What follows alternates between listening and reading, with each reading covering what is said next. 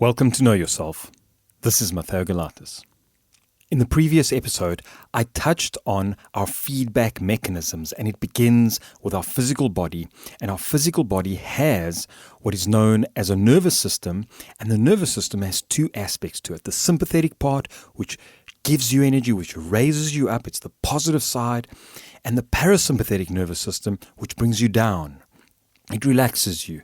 It's what I call the negative side. So the positive and negative are labels I've given because it's going to support you to understand emotions. So let's dive into emotions and really understand what are emotions and what's the purpose of emotions. And I'm going to keep the focus on emotions in the context of feedback mechanisms because that's what we're here to understand. How can you use emotions to give you feedback so that you can understand which direction to navigate your life? What is true and right for you? How to be present inside your body? Let's understand what are emotions. We have all felt emotions practically every day. You feel different various emotions.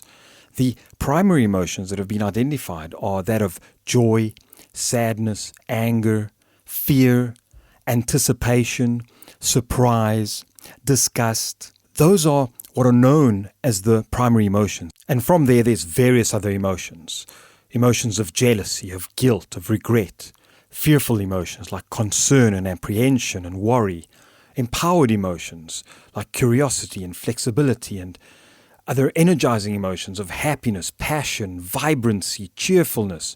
We may want to explore and understand where emotions come from. How do they originate? And I'm not going to get into that. There is some evidence that emotions are reactions to chemical activities in the body and the brain, and that's okay. Wherever they come from, the fact is we do have emotions. What do we do with these emotions? Why are they there? That's the big questions I would like to address.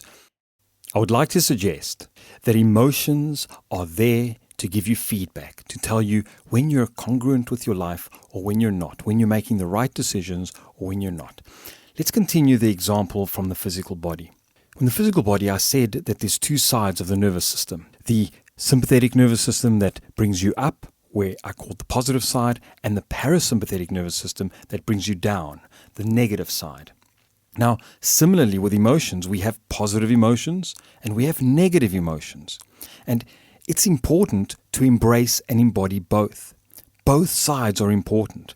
And we've, for some reason in our society, we've taken on the belief system or the idea that it's good to have positive emotions and it's bad to have negative emotions. So let me avoid the negative emotions and push them away, and let me try to achieve positive emotions. But all of us in our life have very likely experienced that this is not possible. It's not possible to have a one-sided life where you're only having positive emotions, because every day something happens that causes some negative emotion to happen. Now, why is this so? Why do we go from positive emotions to negative emotions? And as we try to pursue happiness and we try to have this one-sided life of joyfulness and freedom and openness and all these great emotions, these good feeling emotions, and all of a sudden these negative emotions come into our life and bring us down, and then we feel bad and we feel anger and we feel we shouldn't be like this. But the truth is, all emotions are necessary. All emotions are important to be embodied and embraced. Let me take the analogy of using color and light. Consider this. If you look at the entire color spectrum, when we look at the main three primary colors, red, blue, and green, they contain all the colors that we're able to see. So all the colors that are available to us are contained inside the three primary colors of red, blue, and green. And it's been shown that when you bring red, blue, and green, when you bring these colors together, then you start having white light. When you start taking these colors apart and causing separation of the colors, then you have darkness. So, when we bring all the colors that are available to us together, we have white light, lightness. When we take all the colors apart, we have darkness, heaviness. So this means, similar with emotions, when we take emotions apart and we try to avoid feeling certain emotions, we have darkness. And when we bring emotions together and allow ourselves to feel and contain all emotions under the spectrum, we have lightness, we have light. So I believe that our journey with dealing with emotions is to embrace and embody all emotions rather than exclude emotions. Whenever we have exclusion of anything, we start to experience heaviness, gravitation, and darkness. And whenever we have inclusion, we start to experience collaboration and lightness. This is what I believe is the true enlightenment. It's the inclusion of everything around us, the inclusion of all emotions. Now, some people would say, well, I don't want to feel these bad emotions. Why am I having them? Well, let's investigate them, because I believe they're there to tell you that you're not being congruent with your life, that you're not living the true life for you. That's why you're having negative emotions. And they could be for a number of reasons. Let's explore anger, for example. Why would a person have anger? Well, very likely something is not going your way, or you have an expectation for life to be different than what you have it. And you get angry at it and get frustrated. Or perhaps you start perceiving a threat or having a real threat, and that makes you have anger that you want to fight it off.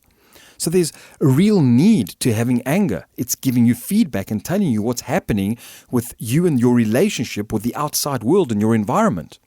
Fear, for example, is also giving you feedback. Fear is the anticipation that something bad is going to happen to you. So I would want to explore, what is it that you feel that is going to happen to you that you have no control over, that may affect your life? And fear may simply be that you've set goals far outside of your comfort zone that is not possible for you to reach based on your belief systems, based on your current activities, based on your current attitude, based on your current mental state, based on your current training, based on your current skills. Maybe you've set goals that you haven't quite thought through correctly, and as a result of these big goals, you start feeling fearful. The fear is simply feedback telling you you're out of your mind. These goals are not true and right for you. You need to reduce the goals. And when you start reducing the goals to manageable chunks, then the fear simply goes away. You don't need drugs. You don't need a pill. You don't need someone to tell you to chant whatever affirmations that make the fear go away. No, the fear simply goes away by you acknowledging that the feedback is telling you that you're living a life that's not true. You're trying to live a life that's not ideal for you, or that's far outside of your capabilities or your comfort zone. Maybe the fear is telling you that you're not being congruent with who you really are or the things you truly want to be doing in life. Now, I'm not saying this is the only way to understand fear. Fear serves another purpose as well, and we need to understand and explore that. But here I'm specifically speaking about fear and emotions as feedback into our mind to tell us how we can guide our life and when we're congruent and when we're not congruent. Let's take boredom, for example. Sometimes we feel boredom, and maybe we can interpret and understand it as, okay, there's nothing to do. But maybe we take it a step further and say, well, there's nothing interesting for you to do. We can also take it a step further and say, well, there's nothing actually important or a priority for me to do, so I won't do anything. But a lot of people allow themselves to stay bored and think that they're a victim of their boredom, the victim of the circumstances that cause them to have the boredom. I've experienced with many people that the cause for boredom is because they're not allowed to be themselves. They're not allowed to do things that they truly want to do, and they're bored. And you might take a child that's bored and sitting there, doesn't know what to do with himself or herself, and a friend comes over and says, hey, let's go play, and the child has energy and goes and plays and has a wonderful time. But a few minutes ago it was bored. So it's a matter of perception and a misunderstanding that we have nothing to do or there's nothing inspired to do, but what the child really wanted was some company and a friend to go and play with. Maybe you're a man out there and you're sitting at home and you're bored and you're like, I don't know what I'm going to do. And you may have experienced sometimes that you get a text from a lovely girl you've been pursuing, and she says, hey, why don't you come over?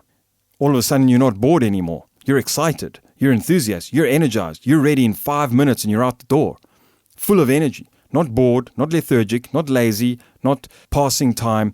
There's a motive for you to get out there and have energy and do something. So the reason for boredom is, the solution to boredom is that we need to go out and find something inspiring for us to do, something that energizes us, something that fulfills us. That very thing that we're looking for is found inside of us. We know what we want to be doing, but for some reason we believe the outside has created some restrictions. We believe that our parents have told us we need to be doing something different, but the truth is we need to be doing what we're here to do. And that will annihilate boredom. That'll annihilate fear. That'll annihilate frustration. That'll annihilate all these feelings that we feel about ourselves. I've worked with people that have had depression. And there's many layers of depression, and some people are in deep depression and some people are in mild chronic depression. Essentially, people with depression, I've noticed that they, for some reason, have the belief system or the conviction that they cannot live their own life. They cannot do what they truly want to do. So they're depressed. They've suppressed their emotion, and they're living in depression. It's the suppression and the close down of emotion, their entire energy center, because they're not able to go and use their life force. They're not able to go and use their energy. They're not able to use their skills, the true skills that they're here born to do, their creativity, their imagination, their power, their true perception. If they haven't been allowed by their authority, their parents, the school system, governments, whoever it is that they believe is limiting them or preventing them from doing what they truly want to do, and they've been cut off from the very aspect of themselves that wants to go out there and do what they're here to do. For example, an artist might have been trained to become an accountant, and he really didn't want to be an accountant, but because his dad was an accountant, off he goes and he becomes an accountant, and he's truly unhappy and depressed and sad and having all these feedback mechanisms of emotions telling him, listen, dude, this is not you. Go and do your art, because that's what you're designed to do. That's what you're here on the planet for.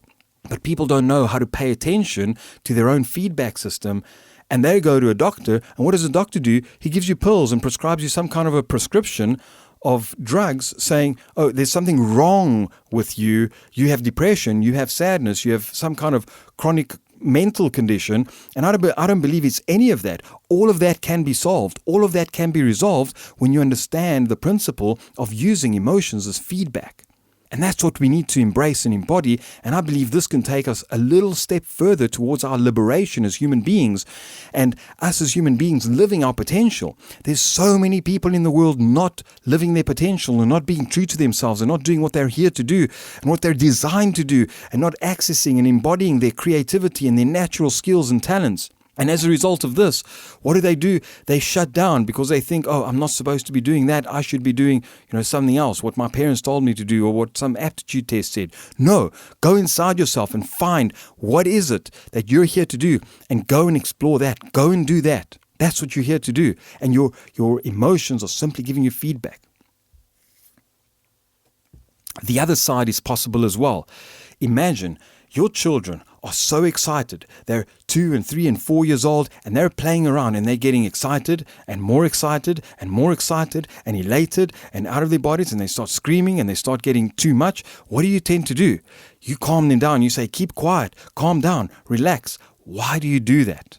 Because you've had your experience. You know that they might get hurt. So too much happiness, too much of this elation, too much of this excitement can lead to danger. So what do we do as a feedback mechanism? It means you may be getting outside of your body. You may be getting too happy. You're not present anymore, and something can go wrong. And this is what happens in our lives when we think, oh, something goes wrong. It's Murphy's Law. I was happy and I was having a good time and everything was going well. And all of a sudden it all came down. This is because pride is there before the fall.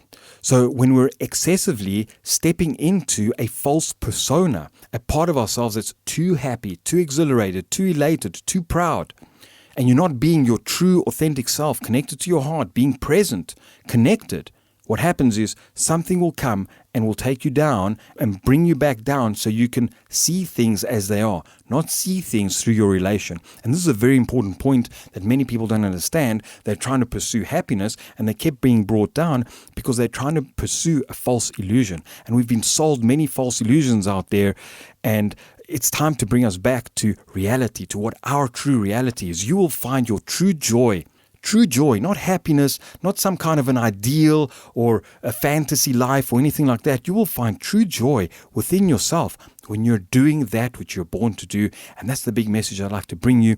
Pursue the life that you're truly here to pursue. Thank you very much for joining in this episode. I'm ecstatic to have shared this information with you. In the next episode, I'm going to expand and speak about thoughts. Take this in and embody the perspective that your emotions are there to give you feedback. There's nothing wrong with negative emotions. We're not only here to pursue positive emotions, we're here to embrace both. And when you do, you have the experience of lightness. Hey, thank you so much for tuning in to this episode. I really appreciate you taking the time. If you did get some value out of it, please like and subscribe and share it to some of your friends. They might find it valuable. I'm on a mission to help people connect to themselves, and that's exactly what we need to do. We're lacking connection in life, connection to ourselves, connection to others, and we need a lot more of it. We need a lot more people connected to themselves, connected to their inner truth, and connected to their inner guidance system. So click on the next video, enjoy it, and please let me know in the comments, how did you find it? How did it work for you? How can I help you further?